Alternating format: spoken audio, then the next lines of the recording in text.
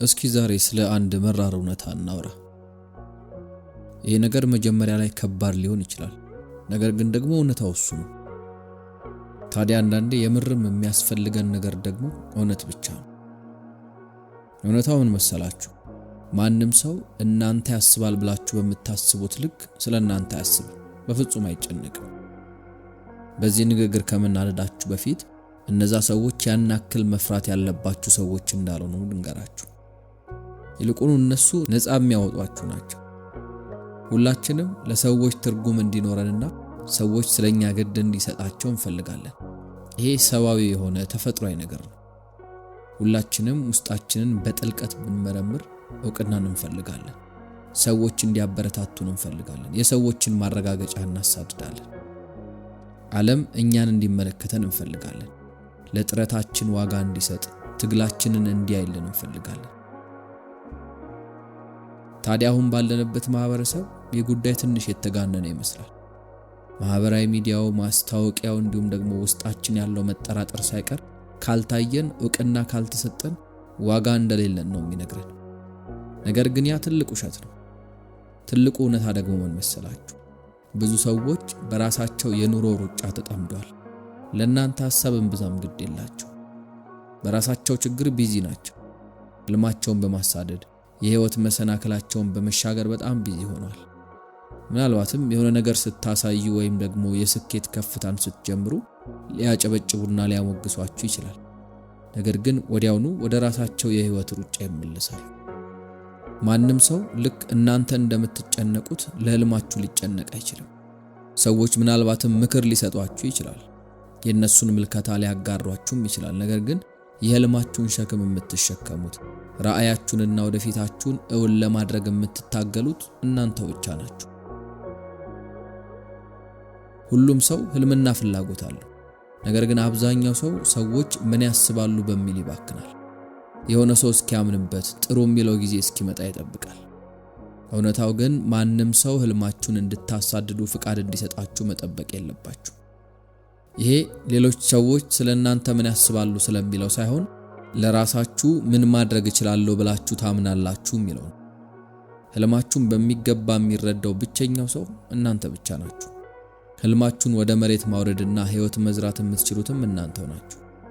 ነገር ግን የሆነ ሰው ያንን ለማድረግ ምክንያት እስኪሰጣችሁ እስኪገፋችሁ የምትጠብቁ ከሆነ እየጠበቃችሁ ያላችሁት ከንቱነትን ነው።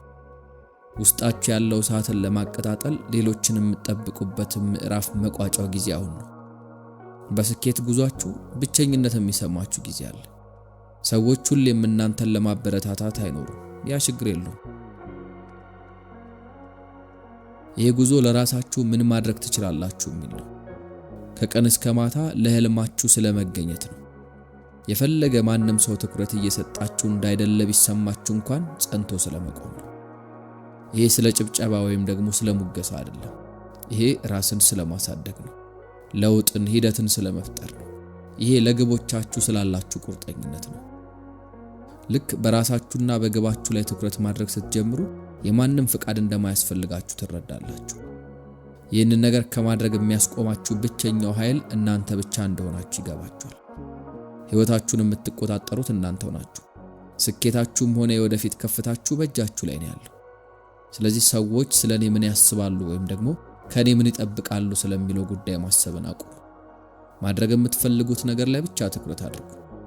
መውሰድ የምትፈልጉት እርምጃ፣ መሆን የምትፈልጉት ሰው ላይ ብቻ አተኩሩ። የሆነ ነገርን ከፈለጋችሁ ያለ ርህራሄ በከፍተኛ ትኩረትና ትጋት ያንን ነገር ለማግኘት ትግላችሁን ጀምሩ።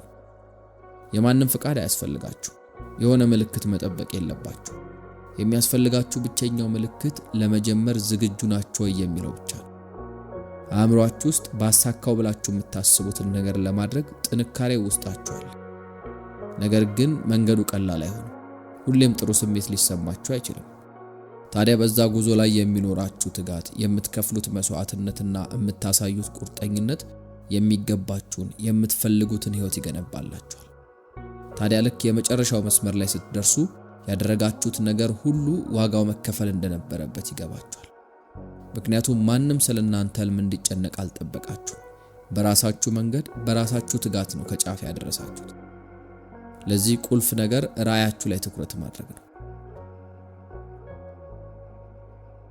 ሌሎች ስለናንተ ምን ያስባሉ የሚሉትን በፍጹም እንዳትጨነቁ። ራሳችሁን በፍጹም ከማንም ጋር እንዳታነጻጽሩ። ከናንተ ጋር መነጻጸር ያለበት ብቸኛው ሰው እናንተ ብቻ ናችሁ።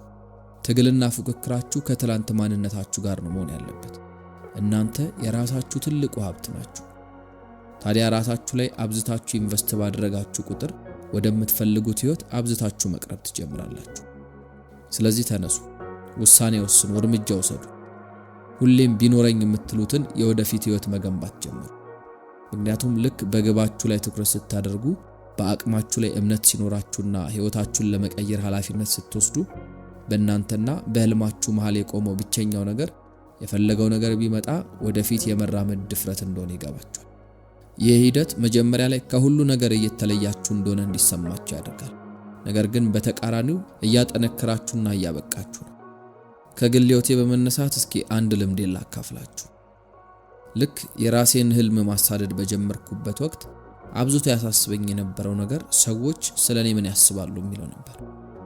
ያሰብኩት ባይሳካ በሰዎች ፊት የተሰበረ የወደቀ ሰው ሆኖ መታየቱ ይረብሸኝ ነበር። ታዲያ ያ ፍርሃት ምን እንዳደረገኝ ታውቃላችሁ? አብዝቶ ወደ ኋላ ጎተተኝ። እናም አንድ ቀን ሁሉን ነገር የቀየረ አንድ ወሳኝ ነገርን ተረዳሁ። የሌሎች ሐሳብ እኔን በፍጹም እንደማይገልጸኝ ገባኝ። አስፈላጊውና ትልቅ ትርጉም ያለው ብቸኛው ሐሳብ የኔ ብቻ እንደሆነ ተረዳሁ። እናንተም ልክ ይህንን ስትረዱ የራሳችሁን ህይወት ለመኖር የሌሎችን ፍቃድ መጠበቅ ታቆማላችሁ። ውጫዊ በሆኑ ፍቃዶች ላይ ጥገኛ መሆኑን ታቆሙና በመንገዳችሁ ላይ ትልቅ ትርጉም ባለው ነገር ላይ ብቻ ታተኩራላችሁ። አውቃለሁ ማውራቱ ቀላል ነው ልትሉኝ ትችላላችሁ። የሆነ ሰው ብቁ እንደሆናችሁ፣ ስማርት እንደሆናችሁና በቂ ታለንት እንዳላችሁ እንዲነግራችሁ ፕሮግራም እንደተደረጋችሁ እረዳለሁ። ግን ከባዱ እውነታ ምን መሰላችሁ? የሆነ ሰው አንድን ነገር እንድታደርጉት ፍቃድ እስኪሰጣችሁ የምትጠብቁ ከሆነ ዘላለም ዓለማችሁን ጠባቂ ሆናችሁ ትቀራላችሁ። እስኪ ታላቅነትን ማሳካት የቻሉ ሰዎችን አስተውሉ። የሥራ ፈጣሪዎች፣ አርቲስቶች እንዲሁም መሪዎችን አስቧቸው። እነዛ ሰዎች አንድን ነገር ለመጀመር ሲያስቡ የሆነ ሰው ፍቃድን የጠበቁ ይመስላችኋል? በፍጹም። ይልቁኑ እነዛ ሰዎች ትችትን ተጋፍጠዋል። ጥርጣሬን፣ እንቢ መባልን ፊት ለፊት ነው የተፋለሙት። እነዛ ነገሮች በፍጹም እንዲያስቆማቸው አልፈቀዱም።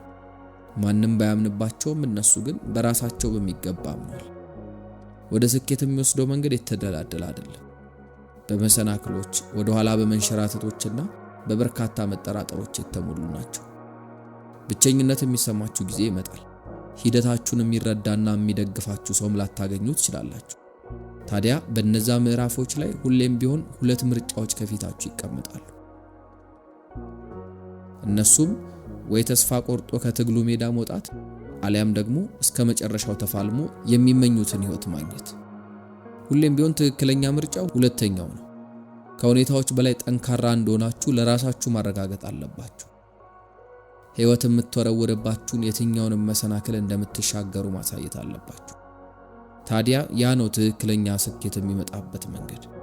አስታውሱ፣ ወደ ስኬት የሚወስደው መንገድ ነው ህይወታችሁን፣ ማንነታችሁን ቅርጽ እያስያዘ የሚመጣው። እያንዳንዱ ትንንሽ ድልን በሚገባ አክብሩት። ምክንያቱም የተሻገራችሁት ምዕራፍ የቱንም ያክል ትንሽ ቢሆን ወደምትመኙት ከፍታ የሚያሻግራችሁ የሚያቀርባችሁ ነውና ማክበርና ራሳችሁን መሸለም የግድ ነው። ደግሞም በፍጹም የማመስገንን ኃይል አሳንሳችሁ እንዳትመለከቱት። ምስጋና ትኩረታችሁን ምንድነው የጎደለው ከሚለው ምንድነው ያለኝ ወደሚለው ይቀይራል። መውደቅን፣ መንሸራተትን በፍጹም እንዳትፈሩት። እያንዳንዱ መንሸራተት በከፍታ የምትመለሱበት መሰላል። እያንዳንዱ መውደቅ በጽናት የምትቆሙበት የስኬታችሁ አንድ አካል ነው። የእናንተ ታሪክ በፍጹም ስለራሳችሁ ብቻ አይደለም። ይሄ ሌሎችን ስለማነሳሳትና ስለናንተ ድፍረትና መገኘት ነው። እነዛ በዓለማችን ላይ አሻራቸውን ማኖር የቻሉ ሰዎች በፍጹም የሌሎችን ፍቃድ አልጠበቁም። መሰናክሉ የፈለገ ያክል ቢሆንም መንገዳቸውን በሚገባ መስራት የቻሉ ናቸው። እናንተም ተመሳሳይ አቅም አላችሁ። ወደ ታላቅነት የሚደረገው ጉዞ ቀላል ሆኖ አያውቅም። ነገር ግን ወደፊት መጓዝን ካላቆማችሁ፣ ያላችሁን በሙሉ ሳትሰስቱ ከሰጣችሁ እዛ ከፍታ ላይ መድረሳችሁ የማይቀር ጉዳይ ነው። ስለዚህ ምንድነው ወደ ኋላ እየጎተታችሁ ያለው? ፍርሃት ወይም መጠራጠር እንዲያስቆማችሁ አትፍቀዱለት። እናንተ ከምትረዱት በላይ ነው አቅም ያላችሁ። ያንን እመኑበት። ከከፍታችሁ ጋር ከፍ ማለት የሚችሉ የሚያበረቷችሁ ሰዎችን በዙሪያችሁ ሰብስቡ። ህልማችሁን፣ ጥበባችሁን፣ ልምዳችሁን አጋሩ። ግባችሁ ጋር ስትደርሱ ደግሞ ያንን ድል በሚገባ አክብሩት። ምን ያክል ርቀት እንደተጓዛችሁ አሳውቁ። ትጋታችሁን፣ ትግላችሁን ዕውቅና ስጡት። እነዚህ ነገሮች ያለፋችሁበትን ገባ ወጣና የነበራችሁን ጥንካሬ እንድታስቡ እንዲሁም ደግሞ ወደፊት ለሚጠብቃችሁ መንገድ እንደ ነዳጅ የምትጠቀሙበትም ይሆናል ማለት ነው።